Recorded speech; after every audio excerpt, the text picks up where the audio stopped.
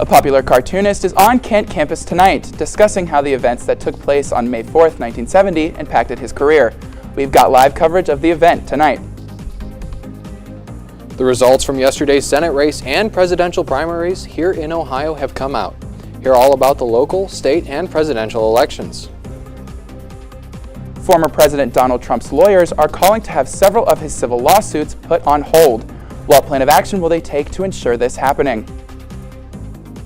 Netflix, Hulu, Amazon Prime, oh my! Find out how much Americans are paying monthly for streaming services as TV2 at 6 o'clock starts right now.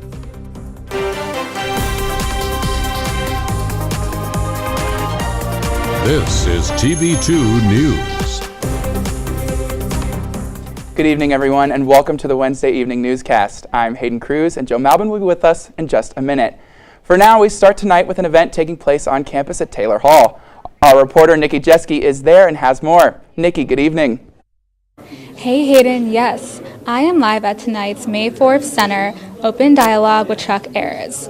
So tonight's event features the cartoonist behind Crankshack, Chuck Ayres. Ayres is expected to talk about his career success and how the tragic events on May 4th impacted his career. The exhibit going along with the event is called The Graphic Content Cartoonist on May 4th. His artwork isn't the only work shown in the graphic content display. Other artists featured include Durf Backdurf and Rachel Warwick. All are welcome to attend tonight's event, lasting until 7:30. For those who can't come tonight, don't worry, the exhibit will be open until June 7th. For more on the exhibit, check out KentWire.com article done by my sister, Adriana Gajeski. I'm Nikki Gajeski reporting for TV2 News. Back to you guys in the studio. All right, thank you, Nikki. Well, the undergraduate student government election closed today. Students were able to vote for their picks starting yesterday at 8 a.m. and concluding today at 5 p.m. Several positions, including the senator for the College of Communication and Information, had no candidates. Results will be revealed tonight at 7 o'clock p.m. Head to @KentStateUSG on Instagram to learn more about the election and the results. Hello everyone, I'm Joe Malbin, and students on campus are observing Apartheid Week. Here's TV2's Elena Matricardi with the story. Students for Justice in Palestine is participating in the internationally held Apartheid Week, which has left many on campus with varying reactions. So an apartheid state is any state that's policies affect different people differently, right? Even within the state of Israel, there are different classes of citizenship that result in different treatment per person. That is apartheid. Numerous human rights agencies have already have reached consensus on the fact that this is apartheid.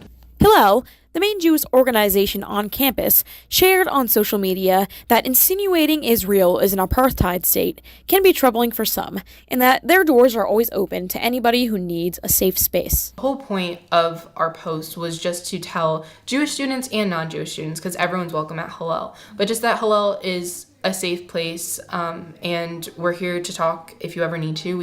But it also calls out Students for Justice in Palestine for inaccuracies.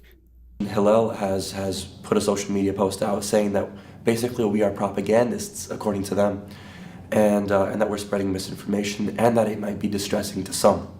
Now, if it's distressing to some, I feel like that's because of the cognitive dissonance that we create when we expose people to the truth. However, they want to denounce us as propagandists to preempt what we're actually going to put up there so that people already formulate their opinions before they see us. Both sides believe that these uncomfortable conversations need to be discussed. I think if you're not uncomfortable, then you're probably only hearing things that you already agree with. But really, people feel discomfort. They feel a lot of discomfort talking about Palestine or being exposed to what's happening in Palestine. That is a good thing. You shouldn't try to escape the discomfort that you feel. For TV2 News, I'm Elena Matricardi. A $2.47 million grant was awarded today for a model of safety and care for trauma room design. The collaboration is between Kent State's Healthcare Design, Nursing, and Cleveland Clinic Akron General. The grant was awarded by the Agency for Healthcare Research and Quality, and the project aims to help save patients' lives by improving the design of Level 1 trauma rooms. A prototype is currently on display in Stewart Hall. In order to commemorate STI Awareness Month, the DeWeese Health Center will be offering symptomatic STI screenings from now until the end of April. The safety check will include a 15-minute visit and a laboratory testing for chlamydia, gonorrhea, syphilis, and HIV. Safety checks will be offered for $150. Schedule online or over the phone by calling the hotline at 330-672-2322.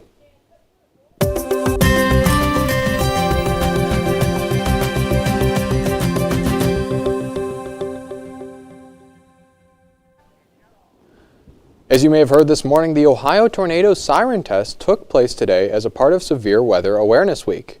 Local communities tested their sheltering and emergency plans this morning at 9:50 a.m. Jeffrey Young, the director of Franklin County Emergency Management Homeland Security, said, quote, "This week serves as a vital reminder to have multiple channels for receiving emergency information."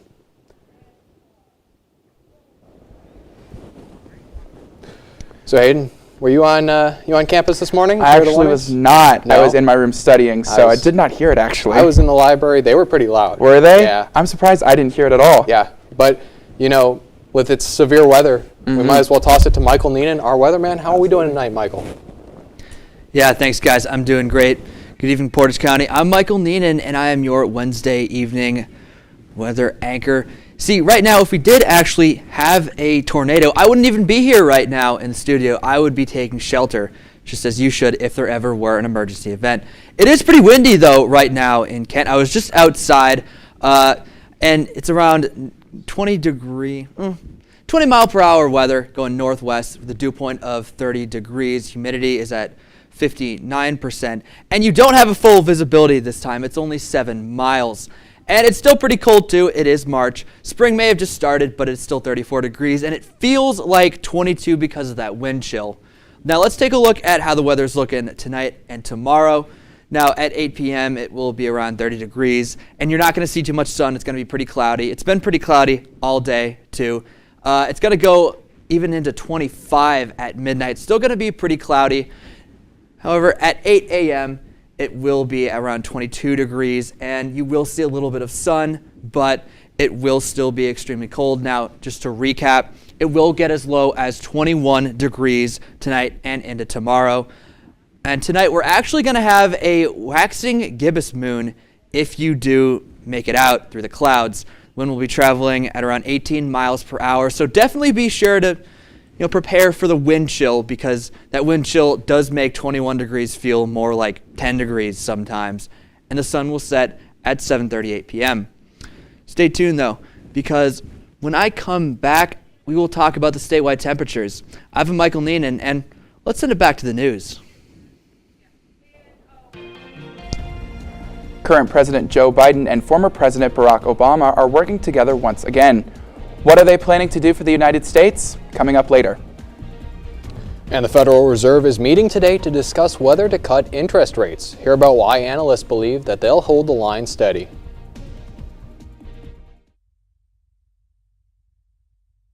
On 9/27, this absolute menace of a man broke the Stardew community when he tweeted this image. Three, but that looked really good for the time. That was incredible to me. My body kept shaking, and I also got a picture with them too, which was awesome. Catch All Systems Go, Wednesdays at 9 p.m. TV2 Entertainment. See what's up. Well, Thomas, you've got pre-diabetes. But with more exercise and a change in diet, it can be reversed. I've tried exercising. It just makes me hungry for bacon. I love bacon too. And who really likes to exercise? Not me. Me neither. Nobody. So we're good? What? Oh, you still have pre-diabetes. Big time. Good morning. Hope you all had a good weekend and are ready to be inspired. One quick thing I want to remind you guys to be studying. Major key alert. Did you just look at your phone while you was in class? You played yourself. Today we're talking about inspirational quotes. You want to get that paper? You better turn in that paper and get an A+. That's a major key. Another one. Mogul talk. You want to reach the mountaintop? You got to go hard. To succeed, you have to believe. Stay focused. Fly higher than the eagle. Don't ever play yourself. The key is to make it, so make it. Louise, can you give me an example of an inspirational quote from recent history? Don't play yourself. The key is to make it. And who said that? I did. Now that's a major key alert. Learn the real major keys to getting to college at getschool.com. Tomorrow's news leaders. Today's top stories. From an award-winning student newsroom. This is TV2 News, truly Portage County. Yesterday, people from across the state cast their ballots in the primary election. Here's a look at some of the results. Bernie Moreno will face off against Senator Sherrod Brown in November. And President Biden will once again square off with Donald Trump for the presidency.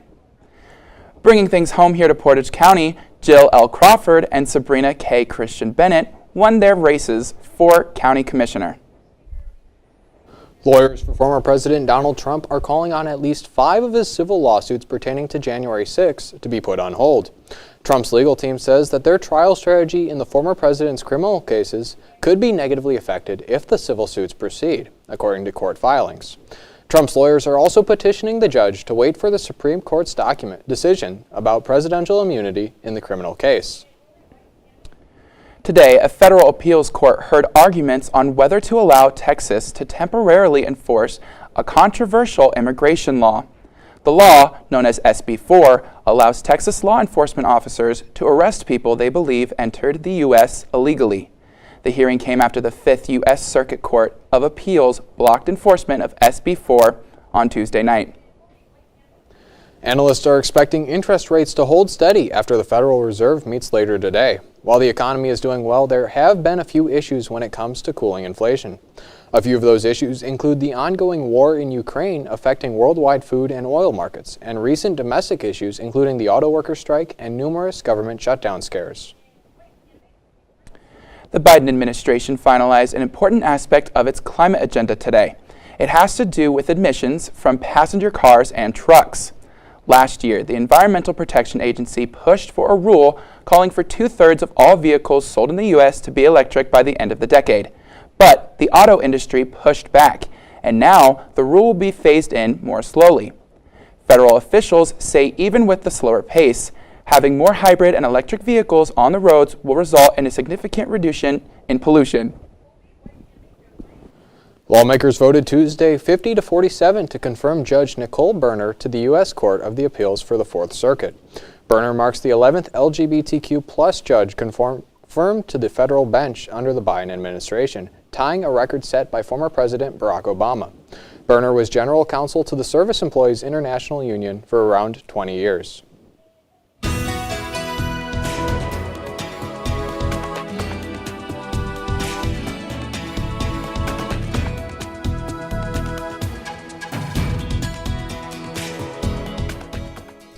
Good evening, Portage County. Welcome back. Like I said, I would be going over the statewide temperatures, but I never said I wouldn't go over the Northeast Ohio-wide temperatures. Let's take a look, shall we? Going from west to east.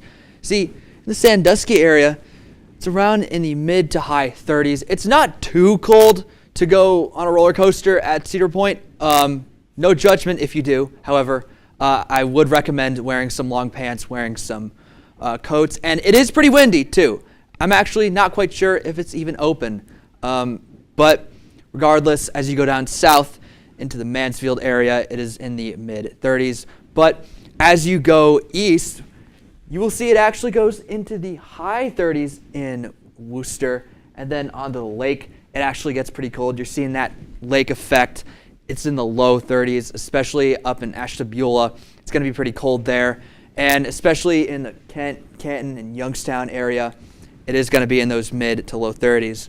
Now let's take a look at statewide temperatures, because once again, going from west to east, up in northwest Ohio, sort of in the Toledo area, it is in the mid to high 30s. But as you go down south, as expected, it does get a little bit warmer, with Dayton being 45 at the moment. And Cincinnati in northern Kentucky is actually in the 50s right now.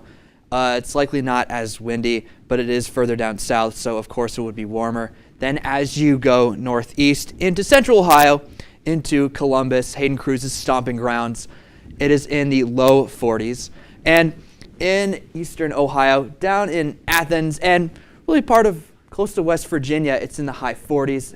And as you already know, in Northeast Ohio, it's going to be in those low 30s for the most part, even going into 20s tonight.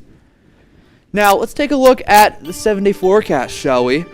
Because tomorrow on Thursday, it will be as high as 44 degrees, but it's going to be mostly cloudy. And I'm afraid the bad news does not stop there, because on Friday, even though you will see some 60-degree temperatures, it's going to be raining at night. So definitely be sure to prepare for the elements. Wear a rain jacket if you do plan on going out after sunset. And into the weekend, it's actually going to be pretty nice. You will see some sun. It will be in the mid-40s to the low 50s. And it will get pretty rainy later into the week. But it's all the time I have for now. Be sure to check KentWire.com for any major weather updates. I've been Michael Neenan. Let's get back to the news.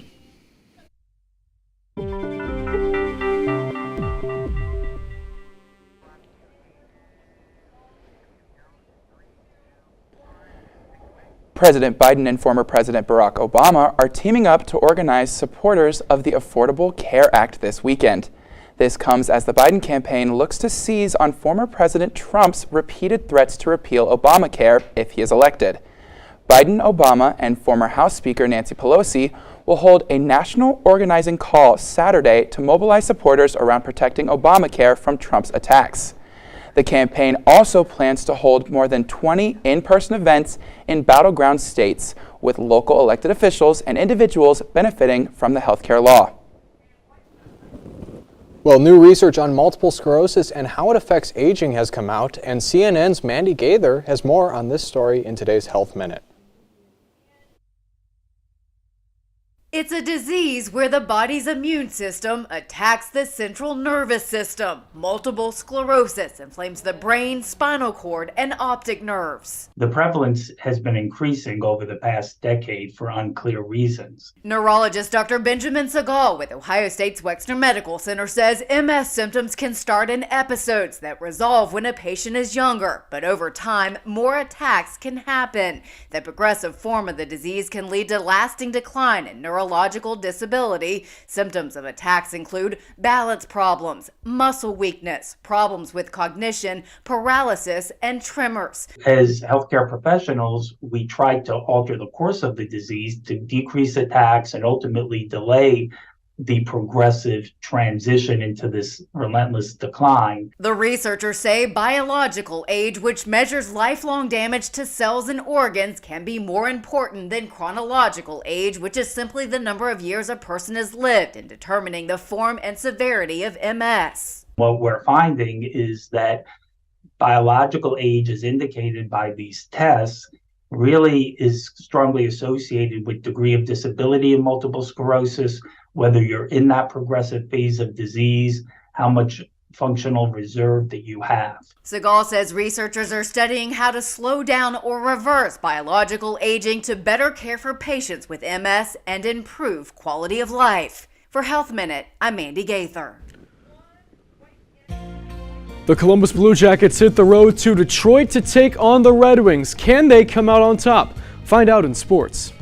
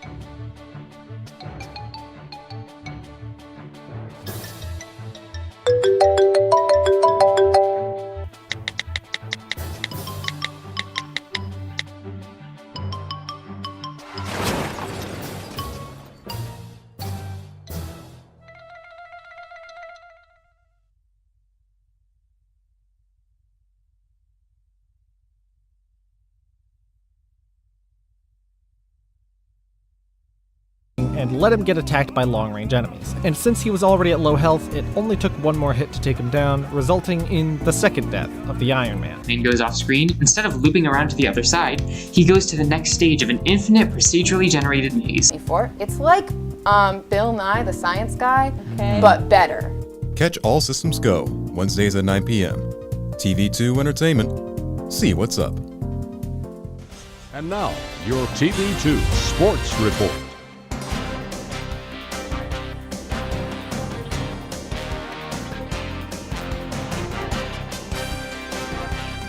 Many baseball fans arrived in South Korea to celebrate the season opener game of the MLB. The game was played in South Korea's Sky Dome and was between the Los Angeles Dodgers and the San Diego Padres. The Dodgers rallied for 4 runs in the 8th inning to win the game 5-2. The game was also Shohei Ohtani's first regular season game and a win as a Dodger.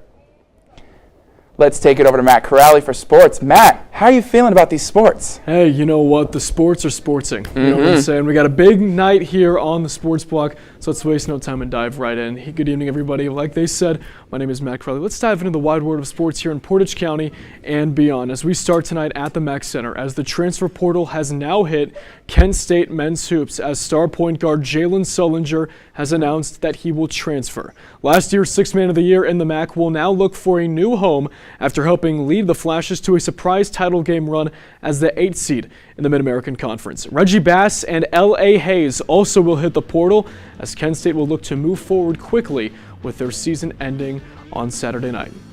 Taking things now to Dick Stadium. As Tuesday afternoon, Kent State lost to Pitt 21-5. The final, the Panthers got out to a fast start by taking a 6-0 lead after the first quarter, and they never let their foot off the gas pedal. Senior Jackie Wolford was the leading scorer for the Golden Flashes as she put in 3 goals and 1 from the free position. Kent State is back in action at home against Robert Morris Saturday at 1 o'clock.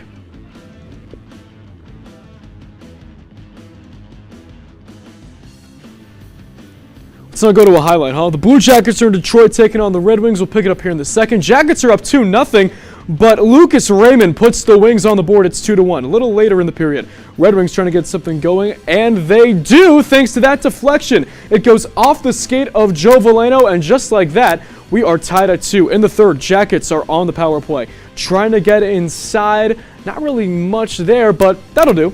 Kirill Menchikov puts Columbus back on top. It's 3-2 Jackets, but with 19 seconds left, they'll have a face-off near the Columbus net. Big-time moment here in the game. The Red Wings move it near to the blue line, and they put it in by Raymond. It is overtime in Motown type of night. In the extra period, Detroit will slow it down. They get it off to Patrick Kane. He'll try to take over, and Patrick Kane will win it. You can put a tally on the win column for the Detroit Red Wings, a 4-3 final in overtime as the Red Wings faithful go home happy. Finally tonight, the Cavs are back in Cleveland as they are getting ready to take on the Miami Heat. Cleveland sits in 3rd place in the East and are only 1 game back from the Bucks after taking down the Pacers in Indy on Monday. And for the Heat, Miami is clinging to the 8th seed in the conference as they lost to the Sixers in Philly 98-91 just 2 days ago. TV Sports 2 Sports will have coverage all night long from Rocket Mortgage Fieldhouse, so follow us on X for game updates. And that will wrap it up for us. For TV2 Sports, I'm Matt Corrali, saying wherever the ball flies in the air, TV2 Sports will be there. Good night. If you've been missing the Star Wars universe, oh boy, do I have some good news for you. Hear all about the latest from the galaxy far, far away.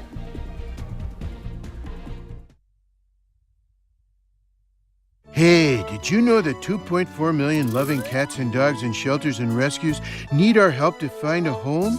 Go to theshelterpetproject.org and search your local shelters and rescues. Go for a cuddle with your next best friend. Adopt.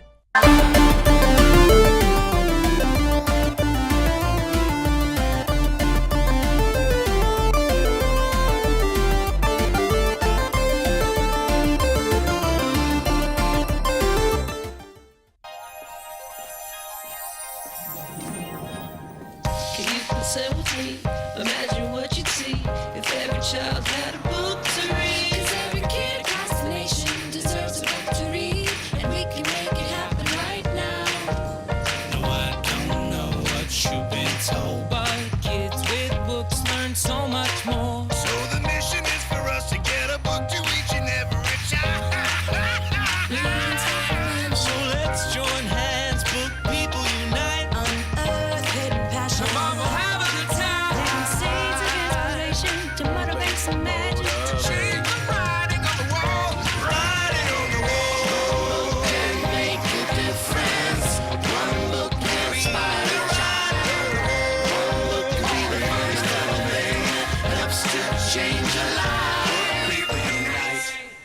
Read to a child today and spark a lifetime of ambition. Fancy pants peanut butter? A big screen television? You haven't even bought a sofa yet. A motorcycle? When your father finds out, he's gonna flip his shoes with 2 buckles? What do you even need 2 buckles for? Mr. Big Shot, buying whiskey shots for everybody in the bar. From the looks of it, I'd say nobody even remembers.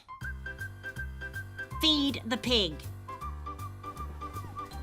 How many streaming services do you pay for? Netflix, Hulu, Peacock, Amazon Prime, Max? Well, Deloitte Insight's new digital media trends reported that U.S. households on average spend $61 a month for 4 services. That is a $13 increase from the survey done last year. It is important to note that half of those surveys reported that they would cancel their favorite service if the price increased by $5. Star Wars fans are getting a preview of the latest series in the galaxy far, far away. Lucasfilm released the first trailer for The Acolyte.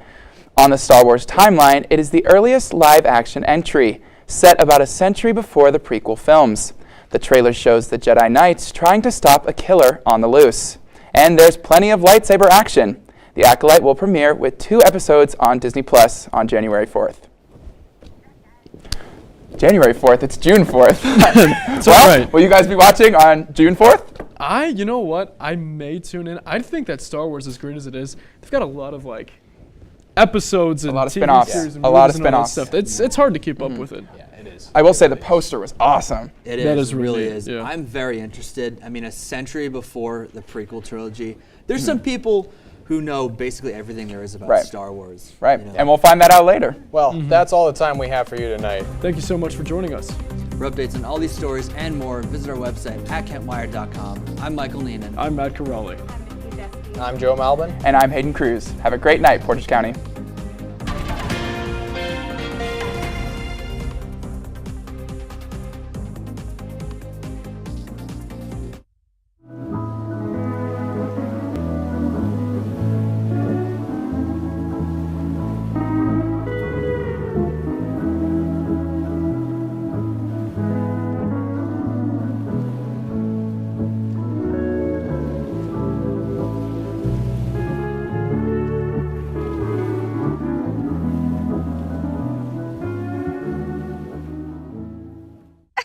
To Maddie, congrats on paying off all those student loans. Finally, right? How'd you manage that anyway? I started tracking my spending, changed a couple of habits. Wow, I'm kind of living paycheck to paycheck right now. I don't even know how I'm doing it. Well, have you tried saving a little?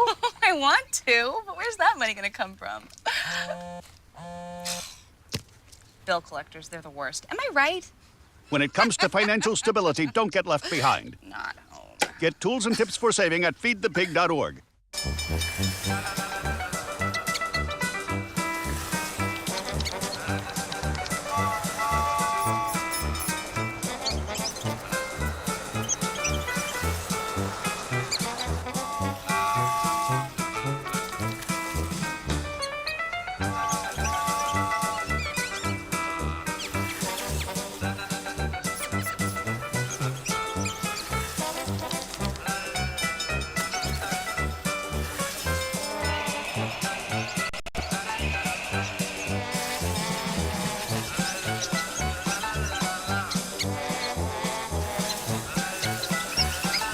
Kids will spend 15 minutes watching online videos like this one.